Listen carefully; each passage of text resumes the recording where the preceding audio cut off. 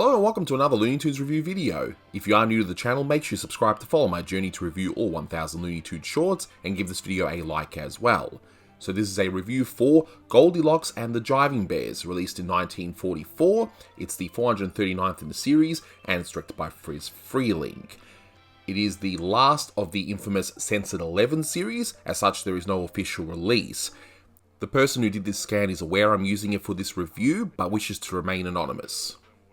In case you haven't seen this one, and there's probably a good chance given that it's under copyright here and it's part of the Censored 11, and I can't show you the full thing here due to copyright, but essentially we have a hot jazz version of the Three Bears, but we also get the wolf from the Red Riding Hood story, and he decides to pursue Goldilocks since Red Riding Hood is off at Lockheed, and, well, the two stories end up combining. So first up, you're going to see a re-edit of an audio commentary I did with both Blue Genocide and my good friend Manny Cruz, the Toonie tenor. Blue Genocide helped re-edit this, so thank you, Blue, for that. Then afterwards, I'm going to give you some new thoughts, so grab some popcorn and enjoy. Just a few bits of trivia. I mean, this is actually the first cartoon produced by Eddie Seltzer, because the previous cartoon, Buckaroo Bugs, would be the last produced by Leon Schlesinger, and hence he sold the studio to Warner Brothers. But with me today are my two good friends, Blue Genocide and Manny. Say hi, guys. Hi. Hey, who let a Terry tune in here? Now, Blue, I mean, what are your thoughts on the music in this? I mean, surely that's at least the one big positive of this cartoon. Oh, yeah, it sure is, but, I haven't seen this cartoon, obviously, because there's never been a point in my life where I wanted to track down all 11 Censored 11 cartoons. But I'm going to be honest, I just see Terry tune. That's all I'm seeing here. In terms of style, fair enough. So, All right. So in this this cartoon, you're going to hear a bunch of different songs. A few Carl Stalling reliable songs like "Home Sweet Home," "Puddinghead Jones," "Strolling Through the Park One Day." But during this particular section, you're listening to "Twilight and Turkey" from Raymond Scott. And for those of us that know, in 1943, Carl Stalling got permission to use the music of Raymond Scott and his quintet. And if I'm not mistaken, this particular song was originally published in 1937, so a few years after, but Stalling loved his work and he wanted to use every opportunity along with this and Powerhouse and other songs in all the cartoons. Correct me if I'm wrong here, Manny, because you know more about jazz than me, I'm sure. It was seen as, coloured music, but later on, jazz would become more popular and you would have, of course, white people starting to do jazz. So you'll find in a lot of later cartoons with jazz involved, it would be usually just white people in there. I mean, does that sound about right to you, Manny? Or do I need to be corrected on that? Oh, no, I mean, it sounds pretty spot on. I mean, for me, this goes with the history of popular music in the United States. Almost the majority of everything that became popular, originally you had music like jazz, and then later on you go to the 50s with rock and roll with people like Chuck Berry. And then when you go on to the 80s, 70s and 80s with the birth of hip hop, and all these styles of music were originally from black musicians and black artists. And after a while, in some ways, it's no other way of saying it, but the music was appropriated away from, the African American experience. And by the time this cartoon came out, it was becoming more and more that jazz was within the realm of all Americans. And at the same time, thinking about the subject matter of this cartoon, this is when Hollywood and especially groups like the NAACP started pushing back at all the stereotyping in these cartoons. I feel that, a lot of directors and animators, they were trying to honor the music, especially in the case of Coal Black and the Seven Dwarfs. But at the same time, they were not helping by still adding on these negative depictions of African Americans.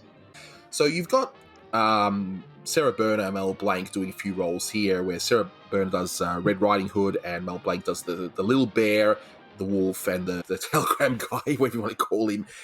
But Lillian Randolph did both the grandma, who we'll see very shortly, and Goldilocks.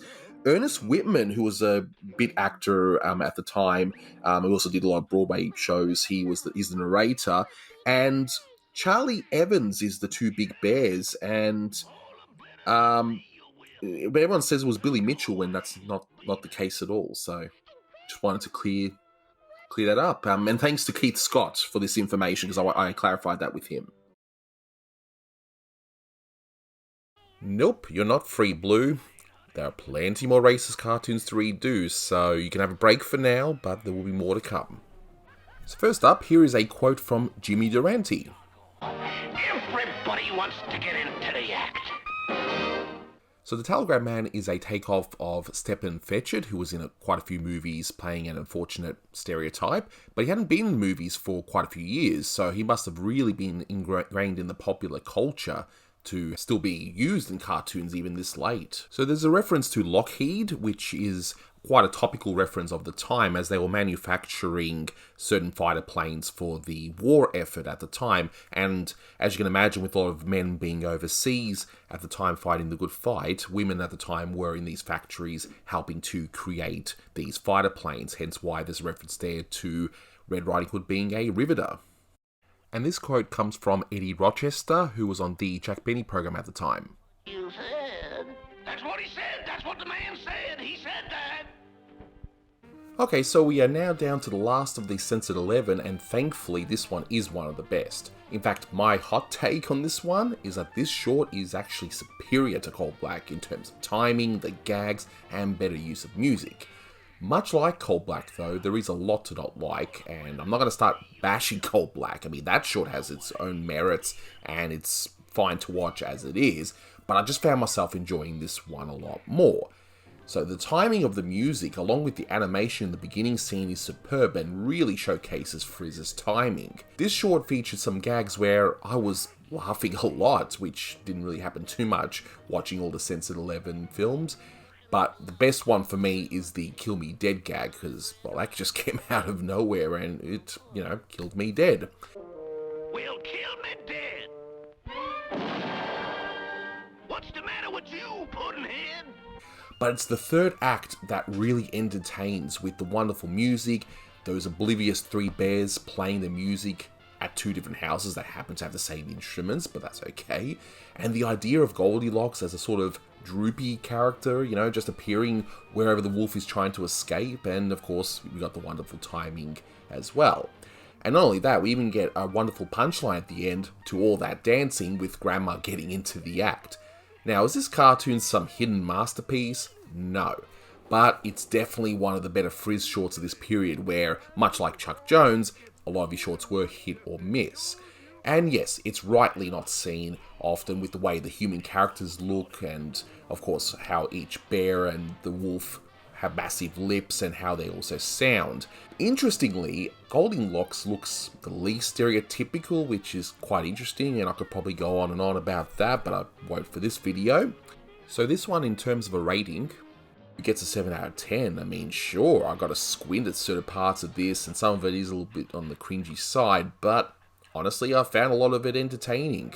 Now, I would love to see this one redone to the modern standard, take the same concept and just redo it.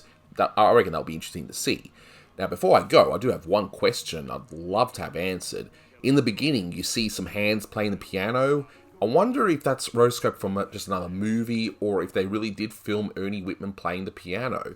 I'm betting it's the latter, but yeah, if you know the answer, definitely let me know. But that'll do it for this one and the Censored 11. So thank you so much for watching, and until next time, take care.